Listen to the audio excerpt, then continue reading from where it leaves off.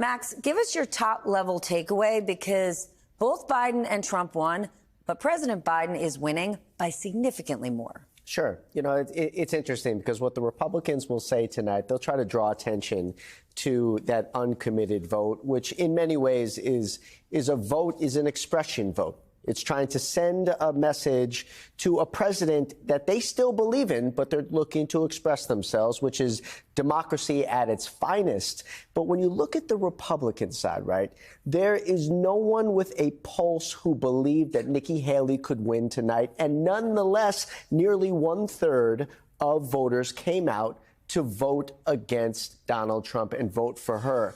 That right there is a vote about where they will stand in November. And that's the essence of Donald Trump's weakness here.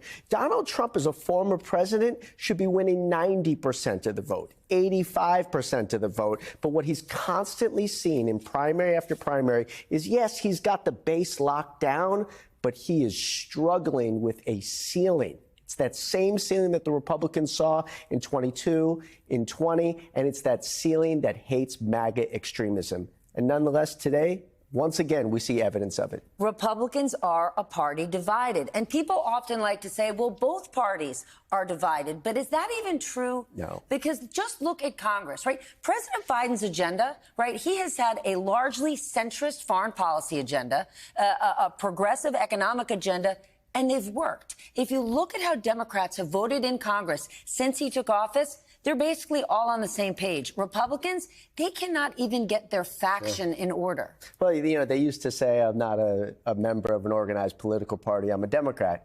Those days are long gone. Of course, Speaker Pelosi had a razor-thin margin and was able to successfully advance out of the House monumental legislation, and literally the Republican caucus, with a similar margin, couldn't organize themselves out of a paper box. So they are totally disorganized. They can't get their act together.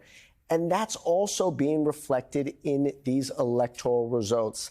Time and again, there's a really strong electoral bloc that wants nothing to do with MAGA-based extremism. That bloc is in the Republican Party, that bloc is in independents, and that bloc is, of course, among swing voters. Michael, the Biden team knows how crucial Michigan will be in November. What are they taking away tonight? What are you hearing from them? Well, Stephanie, when you think about why the Biden campaign, why the DNC, and why President Biden himself wanted Michigan to be part of this early voting window, right? This is the earliest they've ever voted in a nominating contest. It was because they wanted to highlight some of the strengths that President Biden has among key voting coalitions, among Black voters, among union workers who have been so important to President Biden. That's the event he came here to do with those auto workers ahead of the primary. But what it's also done is expose some of the vulnerabilities that the president does need to work on if he's going to carry Michigan by the margins he needs to in order to be reelected president. Now, we talk about Dearborn. I spent all day talking to voters in Dearborn, and they are very animated and motivated to vote against the president, to vote for this uncommitted ballot line, because they wanted to send a message about what's happening in Gaza right now. But that you're not going to see that replicated across the country, because obviously the Arab American population is significant there in a way that it's not elsewhere. But where, as Steve Kornacki was laying out, there was also a significant uncommitted vote was college campuses. We know that the Biden campaign has struggles with younger voters. You're going to see that on college campus across the country. The president, just last week, I was with him in California. He was holding an event about student loans. He didn't do it on a college campus, in part because they're concerned about the protests that have been emerging at these events. So, yes, this is a good night for Joe Biden. He's going to win the state. He's going to show some strength among those key voting groups he wanted to highlight. But it also does show some warning signs that a lot of Democrats have been trying to raise with the campaign that they need to address. But, Stephanie, they do have time to address it between now and November. But, Mark, those uncommitted voters are voting against the president for now. As Max put it, an expression vote, because they are not happy about his support for Israel. But we also know that right now the president is pushing for a ceasefire. So is that proof that their efforts are working? He's listening. It could be. I mean, I think we're going to see a few things. I mean, first, when you see the exit polling coming out and what voters how angry basically a lot of these protest voters are, whether they're planning to come home or whether they're not going to vote for Biden under any circumstances. You'll get a sense of whether the situation in the Middle East, no matter how it changes, will be so intractable that it could change their vote. I think the bigger issue is, frankly, young voters. I mean, as Steve was saying earlier, I mean, places like Ann Arbor, East Lansing, big college towns, which have, growing suburban populations around them. I mean, are these voters going to come home? And I think in the whole of it, I mean, Biden seems to have had a pretty good night, just like he did in New Hampshire, even though he wasn't on the ballot. I mean, there was some talk that Dean Phillips was going to way overperform and embarrass him there. He didn't. South Carolina, he did fine. Whereas Trump seems to be underperforming his polling to some degree, which I think could be very, troubling for the Trump campaign. But ultimately, I mean, we're going to see, whether Democratic voters are going to come home in the long term. And there are certainly warning signs here, but also it looks like the whole of the party seems to be solidly behind Biden. Mark, you have covered Governor Gretchen Whitmer extensively. What kind of position is she in? While she is a superstar surrogate for the president, she's also in a complicated position, needing to be sensitive to her constituents who are casting those protest votes. Yeah, she's been extremely cautious. I mean, her rhetoric has been, really scripted, and she's usually a fairly freewheeling rhetorical politician to some degree. And in some ways, she's run ahead of Biden, certainly in polls. And I think that, I think especially on the abortion issue, she's been very solid with a lot of the suburban, even Republicans that had sort of fled the Republican coalition over the last few years. She's been very strong there. But yeah, I think she's kind of riding in miniature the same kind of wave or the same kind of, the delicate situation that Biden has. And I think, she is, in a little bit better position now, but I think Biden is the one that's going to really feel the brunt of it going forward. Max, nobody thought Nikki Haley was going to win, but she's still staying in the race with this idea that she's running as an understudy. She's running as the backup quarterback. But let's say Donald Trump does get knocked out. She's not going to control the delegates, and I cannot imagine they will turn and say, the person who is the thorn in Donald Trump's side, now we're going to back her. Yeah, Mitt Romney would have a better chance of winning the Republican nomination than Nikki Haley at this point. And, it's almost commendable the way in which she's burned basically every bridge and relationship that she had in the party, because the party is not representative of that old school Republicanism any longer, or at least only a small sliver of it. In the end, the Republican Party, we like to talk so much about this cult of personality. I actually think it's gotten beyond that at this point.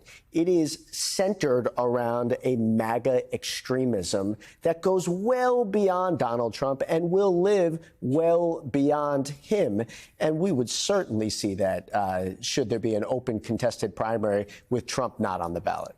Michael, explain this one to us. President Biden made history in Michigan last year when he joined an auto worker picket line. No president has ever done that before. But new numbers from NBC show he's actually losing ground among union households to Donald Trump since 2020. Why is that? Is it about the everyday inflation, cost of groceries that have people down? It's a fascinating question. It's one that the Biden campaign is spending a lot of time working on. And we have seen that at the leadership level, some of the nation's largest unions and their leadership have come out enthusiastically to support President Biden. But we are seeing something of a disconnect with some of those rank and file members of those unions. And it is for issues like inflation. You also can look at the Teamsters Union, the Firefighters Union. They have not yet endorsed President Biden. The Firefighters Union were the first union to endorse candidate Joe Biden 4 years ago. They, in fact, even did it before he got into the race.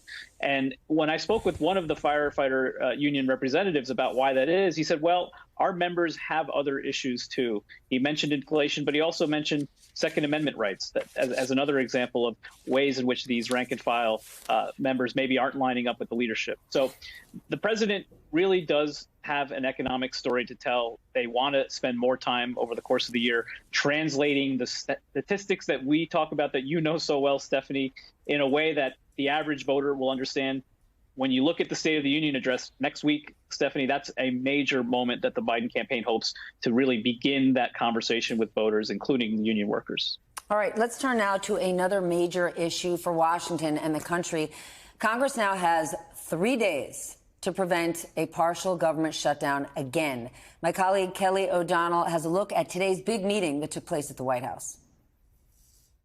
Their meeting described as intense yet productive. The president and congressional leaders facing urgent deadlines and differing priorities, from critical aid for foreign allies. I think the consequences of inaction every day in Ukraine are dire. To House Speaker Mike Johnson insisting the border crisis requires executive action from the president. The first priority of the country is our border and making sure it's secure. On top of that divide, threat of a phased federal government shutdown. Friday, the first wave of government departments and agencies run out of funds. Among them, the FDA, Transportation, and Veterans Affairs. March 8th, the rest could close, including Defense, Homeland Security, and Justice. A painful replay for 36-year-old Navy wife and mother of 2, Nikita Fowler. This is not our first or even second government shutdown, and it's just the continuous worry of how this is going to impact our family. Given the harsh consequences, talk of common ground. The shutdown would damage the economy significantly, and I think we all agree to that, and we need a bipartisan solution. Optimism, but no clear path yet from the speaker. We will get the government funded, and we'll keep working on that. Will they really? Max, you came into Congress in 2019 during a government shutdown. When they come back from vacation, what are these negotiations really going to be look like? And are they in good faith? So here's the deal. The most important negotiations are actually happening within the Republican caucus. And, you know, the speaker's challenge is that he's wasted all his political capital. Of course, after they kicked McCarthy out, they said, we can't do this again next week. So, you know, Johnson had some room to maneuver. That's all gone. The second element of this, though, is that there's a significant portion of the Republican caucus that's never actually lived through a government shutdown. Marjorie Taylor Greene has never had to go through this. And what they don't understand, because they've never lived it, is that when you instigate a government shutdown, it is a guaranteed political loser. This is to say nothing of the fact that the Republican Party right now wants that government shutdown because they want to cut funding for those most in need and want to cut funding for our fight against extremism and radicalism abroad and not to be there for our allies. That's why they want to shut down government. And the American people, to a vast extent, don't support that. So what they're going to have to see, right, if they do shut down the government, is they'll start to see polls. They'll start to see people going on social media, turning against them. They'll start to get calls from their constituents, and they'll have to experience that in order to come back to the table. So there's still a chance. There's still a possibility, but it's not going to be Speaker Johnson who's going to actually be the one leading this. It is the extreme flank of his own party that kicked out McCarthy and now controls him. Mark, a government shutdown does not help Trump. It does not help Republicans. But does it help depress the votes? People might not get off the couch in November for a government that doesn't work for them. No, I mean, typically people will look to Republicans, especially since they control the House and will be seen as driving this. And there is a sense that, look, there are a lot more grown-ups in the Senate, in the White House at this point. And every time that the Republican Congress is front and center, and we've seen this repeatedly over the last certainly year and a half, it's a really bad look for them. It's nothing but chaos, and there's not a sense that anyone is in charge. And look, I mean, Speaker Johnson is in a really, really rough position now. It's unclear, you know, how he could navigate this and still keep his job. I mean, he could probably do a deal, probably, you know, get it passed with a lot of Democratic votes, which would almost certainly lead to some kind of vacating of the chair, which is the same thing that happened to McCarthy, and then they have the next iteration of chaos. So, look, I mean, it's never good, I think, for Republicans when the House Republicans are front and center, and it looks like that's what's going to happen here.